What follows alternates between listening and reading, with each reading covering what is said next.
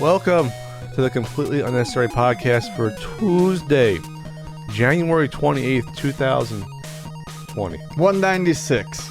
That's Ian Ferguson.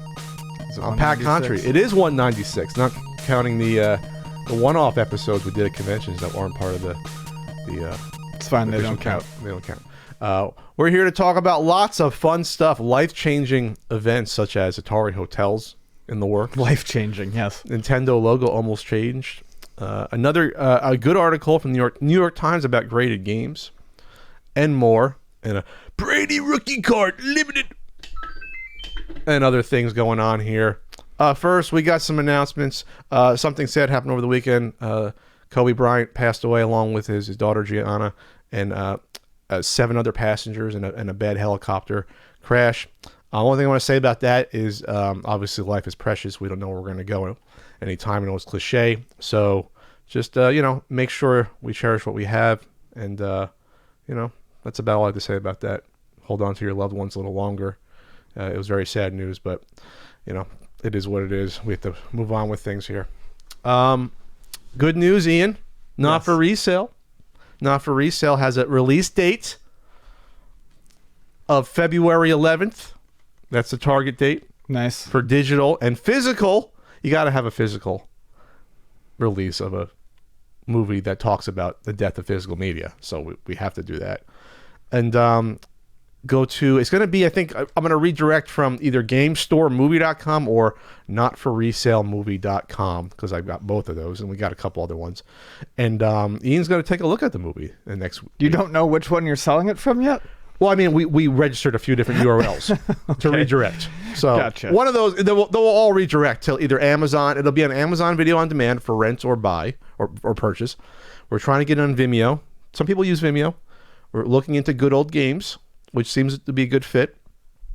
It'll also be digitally available on my website, ultimatenintendo.com or notforresalemovie.com as well, and also the Blu-ray.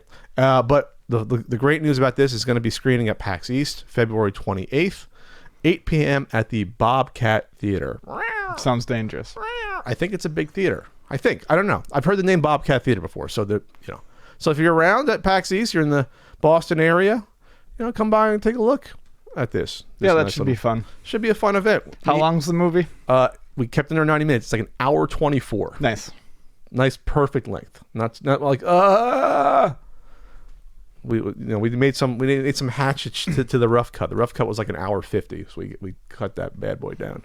Yeah, I think an hour and a half is the right length for really almost any sort of doc. Yeah, unless it's something like so intense, like these yeah, we're not talking ones. like Netflix series that are 7 hours long. You don't need a Ken Burns style documentary on this topic. Retail, yeah. Well, you never know.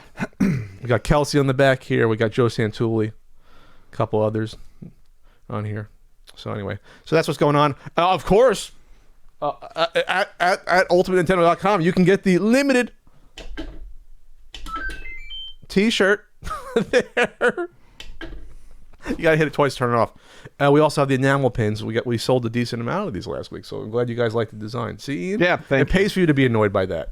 By what? By the mushroom in the long run. Sure. Sure does.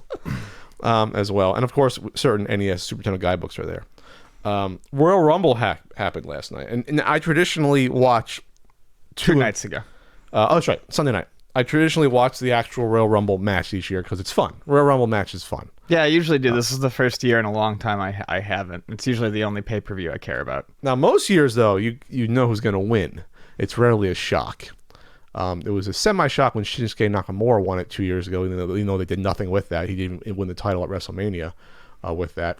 This year, it was kind of clearish to me, or clearer who was going to win, because the big change was, which was a great idea for lots of reasons, was that this year it was Brock Lesnar said, I'm going to enter at number 1. I'm going to prove that I can beat the hell out of everyone. You're not plugged in there? Should be plugged in. Brock said, I'm going to prove I'm the best. I'm tired of hearing I don't defend my title. I'm going to run through the whole roster. No one can beat me. Great concept, because it hasn't been done before like that. Champions have entered, like Hogan entered before, but that was it was like for a WrestleMania shot, things like that. So Brock goes in at number 1, and he tosses everyone out almost immediately, the first like 3 or 4 people. And it's like, okay, wow, they're really building him more. Obviously, he's a monster. And then there was a couple of callbacks. Kofi comes in to try to get revenge. He never had a rematch after getting beaten like 5 seconds before, which was stupid. So Kofi teamed up with like Mysterio. Mysterio had his issues with him before because Lesnar beat up his son Dominic. Right. And then they had Big E came in. So they had like a 3-person team up for a bit, and it was working for a while. Brock fought back and eventually eliminated one by one. So it was actually logical and like well paced there until you got to like halfway through. At first you're like, are they really gonna have Brock do this the whole time? It's like, no, they weren't. It wouldn't, because even he was getting tired, and they sold it. He was getting more tired. He can't. Yeah, but he was doing a great job. He was doing a great job up to that point, and it wasn't like. Some guys got some shots in too. It wasn't just like a couple guys. Yeah, immediately he was just fucking ragdoll him out of the ring because he would. But then it got to Ricochet at like number 14, and Ricochet put up a decent fight until Brock threw him around, of course. And then 15 was Drew McIntyre. Now McIntyre, since he came back to the WWE, what was it, 2 years ago, has been like on fire. He's been a totally reborn character. They brought him back with Dolph Ziggler at first as a tag team, and then McIntyre broke away, which was right. And McIntyre, they've really pushed as not like a super monster, but he would still lose to like Roman Reigns, because who doesn't? Of course, Reigns never loses cleanly for the most part. But they built him up as a formidable opponent, and they just haven't given him the green light. And now was the time to do it. Like now was the perfect time to do it. So Ricochet. And McIntyre has been a heel for the most part. Not even a tweener. He's been like a straight heel. Right. But a heel where he's like, I'm just the best. You guys aren't as good as you should be. You guys are playing video game stuff. So it was like not like a just total asshole heel. It was just like, I'm here to prove myself. So right. Like more like I guess like a Japanese style character almost, where it's like you're not working as hard as you can, and where's your spirit, where's your fire sort of character, which you don't see too often anymore. And so Ricochet is like slumped on the corner dead. McIntyre gets in and stands down Brock. Well, and this is a great way to do it because it protects Brock as well a bit. But Brock is physically tired in terms of his character, but also in reality because he's been throwing guys around. Yeah, he's gassed. So Ricochet uppercuts or he low blows Brock. Which Brock sold it like, oh my god. And then Claymore kick by McIntyre to send Brock. I mean, Brock did a great job. He flew out of the ring. Like it looked like real. How well he sold it, and he looked like he got killed, and the crowd went fucking nuts because the crowd was at this point like, okay, Brock can't do this, we're tired of seeing him. But so it was like the perfect way to build up the moment to McIntyre. So at that point it became like a standard Rumble match for the last 15, which that's why I liked it, because like the first 15 was like something different. The last 15 was more traditional, and you had more of the bigger guys in the last 15 because they didn't want them to get thrown out the first 15. Right. So the biggest one was which everyone was shocked by. They kept the secret. Edge comes back. Yeah, I thought that was pretty cool. I didn't watch it, but I saw, and I always liked Edge. I hadn't heard a pop like that. I guess when Daniel Bryan won at WrestleMania, it was probably that big, but I mean, it was like an Attitude Era pop. Like That's cool. It was nuts and well deserved. Edge is beloved, and his career's cut short. So I saw in the news that he did get a second neck surgery a while back, but I thought that maybe he's going to get it fixed. But he revealed it on Raw that he did that to, I guess, correct it to see if he can come back. And oh, wow. So it it might not just be a one-off. No, he's around. Oh, okay. He's 47 or 46, but he looks in the best shape. I was going to say, he looked like he was in great shape. Now, obviously, we've come a long way in the past 10 years with nutrition and fitness and, ways to take care of yourself better.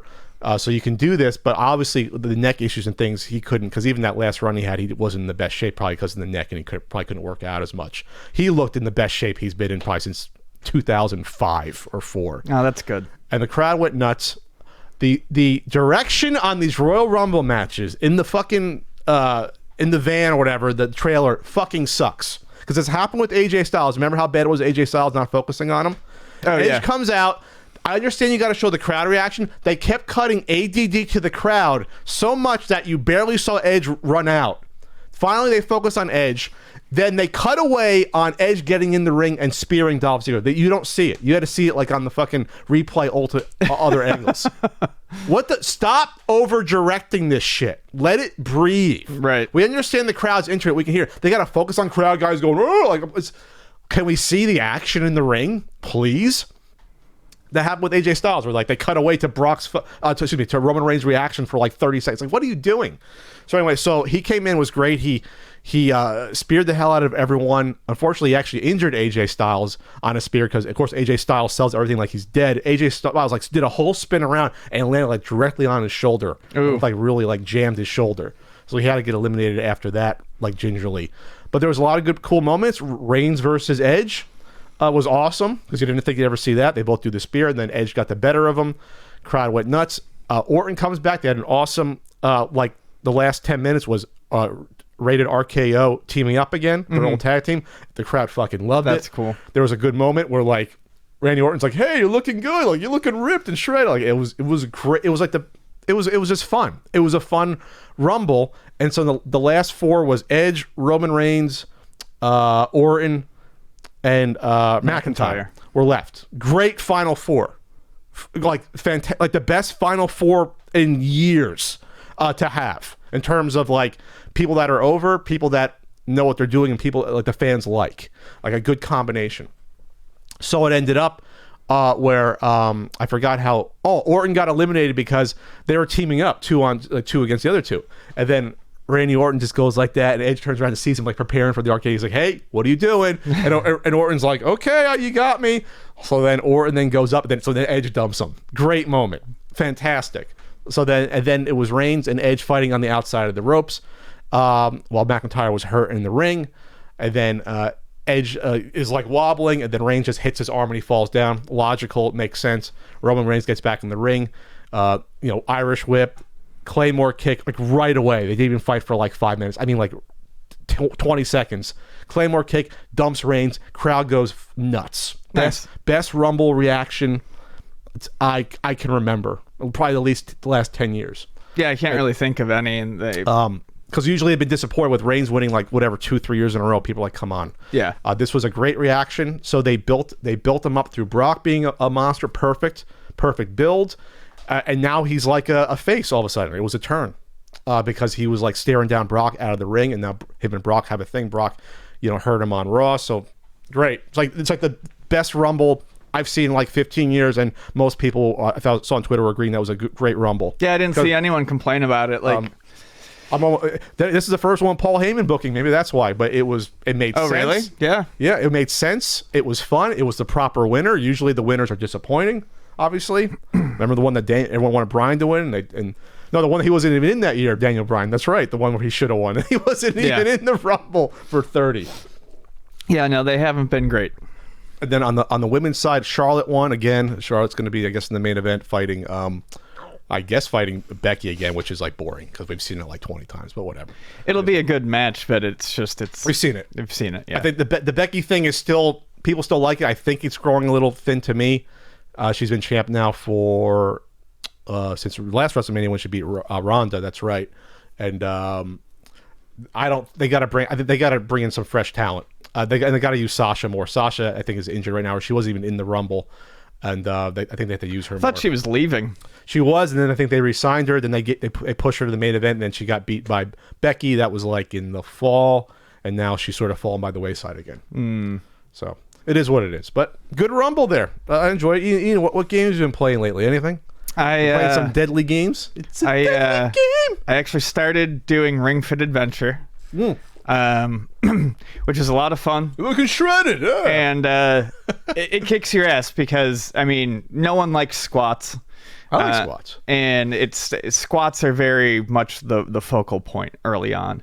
And I had it set on like the second highest difficulty. Really? How many? There's 4 difficulty levels. There's 4. So okay, I'm the third. Pushing yourself.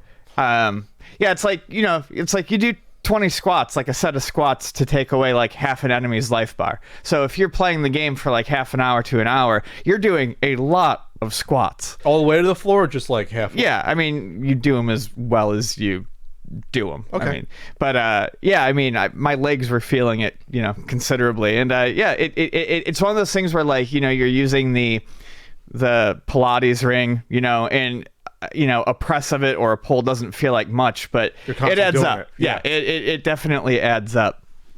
I also I started playing this game called Warsim, Warsim? Like it sounds. Warsim. Okay. It was on sale for $3. It's normally $5. It's an entirely text-based. It's a rogue? No, it's an entirely text-based war simulator where you make all the decisions from a menu and you watch numbers go up and down. Oh, we're talking like old PC game stuff, Yeah. like 83. Yeah, and there's 82. a lot of shit you can do in it. It's been in early access, I think, since 2017. And It's an ASCII. I'm looking at it. Yeah, it's all ASCII art. And the guy like updates it constantly, just adding new shit to do and new phrases and things like that. So it's incredibly addicting. Humans average, goblins, civilization level. There's all sorts of things you can do. It's all text. It's all text. And It's on Steam? It's on yeah, Steam. it's on Steam. I played it for The Realm of Aslona, Warsim. there's millions of like it just randomly generates races and stuff and like the landscape, and yeah, you just go through and you can pick how many turns you're gonna play for. You can play endlessly. It shows the ASCII faces. Yeah. Oh, this is great. It was Hell, awesome. I said 83. No, this is like a 1980 game. And Boogeyman, Ents, Tree Men, Mushroom Men. There's all these things. Harpies. There's like 80 different races and characters. there's millions. Literally millions that just auto generate. Yeah. I mean, millions in terms of It'll just generate random races. Aquamancers. Okay, I see what you're saying. It's like putting together different. Yeah, it puts together different things.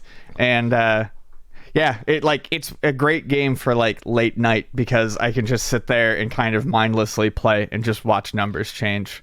And So you get like a choice of like looks like recruit troops or troops, invade, explore. You can go hang out in the Coliseum and place bets on fights.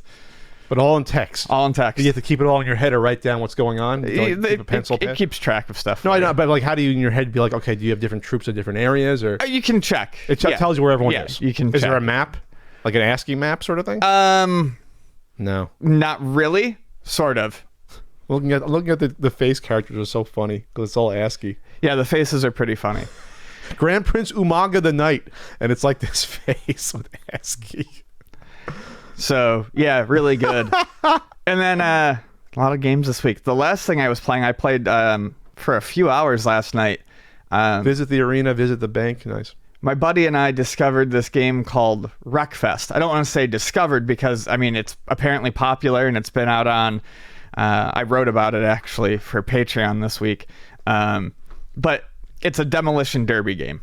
And I freaking love Demolition Derby games. I used to love Destruction Derby. Yeah, I used to play the original Destruction Derby. Used to play the original Destruction Derby, and then there was a game called Test Drive Eve of Destruction that was on the original Xbox and PlayStation 2 that we used to play. And we used to always, like, Lincoln would bring the Xbox up, and we'd play that game. We'd just sit there all night and play it.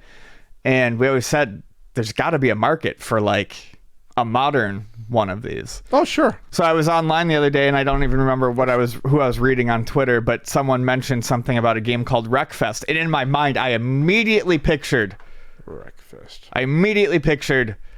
the spiritual successor to those games that I wanted, and I googled it, and sure as shit, it was. 20 years later. Yeah, a game called Wreckfest. More than 20 years later. Destruction Derby was what, like 97? Well, yeah, I'm talking about like Test Drive Eve of Destruction was probably like 2005. So yeah, like 15 years later. So Destruction Derby games are fun. They're fun. They're mindless fun. Yeah. And I like to play them. Oh, this looks nice. Yeah, it's crazy. By There's Bugbear, published by THQ Nordic. figure eights and ovals and Demolition Derby arenas.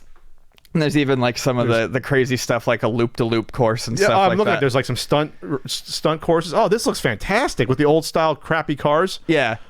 But I've been like, I haven't been able to focus on anything lately for a lot of reasons. And this game is perfect because like Bugzilla. There's not like a huge story or anything. Like No. you just go on like, and I was playing online after Lincoln left. You just go online and hit, quick game, and it just randomly puts you into another game with like 12 to 20 people. And just bash them. Just bash them up and do it again. That was a lot more pricier, I think, than the first game we talked about. Wreckfest is, I think it's a $40 game brand new, which actually isn't that bad. There's also DLC and season pass stuff too. Really not that bad for a game that's looks good. It's on any consoles? yeah, it's on PS4 and Xbox One, and it was originally a PC. So Yeah, that's what I've been Hadn't playing. heard of it. Yeah, I heard of it last week, but apparently people are playing it. This is like a Martin Scorsese thing. We're not hearing about these smaller games. We're just hearing about the big Yeah. AAA ones. What the fuck? It's true. So They're not games. They're amusement park ride. Well, all these games are amusement park rides. Yeah. All right. Well, I'm actually really impressed. Hopefully that Warsim game does well. I feel like there's room for this text only genre to come back. Maybe. it's fun. Yeah. Manager games are a lot of fun, and they don't need a lot of special graphics. Football Manager was text-based forever. And plus, it's so much easier to program those if you know what I mean? Right, and if you're, down with using your imagination a little bit, yeah, they can just keep adding in new stuff, which is apparently what the guy has done in Warsim. Like the change log for every new version adds like 225 things. It's nuts. When you first said it, I was like, what, Ian downloaded one of these fucking mobile game apps? No. That's my first Warsim. So buy it now at the App Store. yeah, I found both of these while browsing both those games hey. while browsing Twitter. It pays it pays to pay attention to what people are talking about, like, and actually find these games that aren't necessarily like the number one talk. I feel like we should reach out and do a Warsim sponsored video. You see all these sponsored videos for these mobile games. I think we should do it for Warsim. Yeah, I'll try out Warsim. Came out a few years ago by Hugh Millward. Did it there. There you go. Yeah. All right. it's awesome. Anything else happening in this intro before Nah. we cut it off? Nah, we're cutting it. All right at the knees. Cutting it right off.